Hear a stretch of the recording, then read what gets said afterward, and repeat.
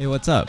This is Keegan from TechNave.com, and today I'll be talking about a smartphone that costs as much as a down payment for a car, the Huawei Mate X. Overall, the smartphone looks pretty amazing with the 6.6-inch screen at the front and a smaller 6.38-inch screen at the back. Unfolding the phone is as easy as hitting the button at the back and flipping it over to the front to reveal the full 8-inch display.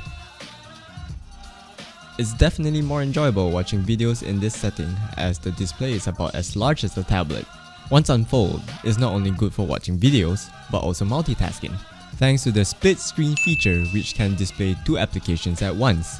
The display at the rear of the phone could be used as a camera preview while taking selfies, which means that the Mate X does not come with a front-facing selfie camera. Huawei didn't reveal the exact specs for the camera during launch, but based on our tests, the pictures taken look pretty decent. Well, that's all we have for now. Drop a like, share this video, and stay tuned to TechNave.com for more videos like this.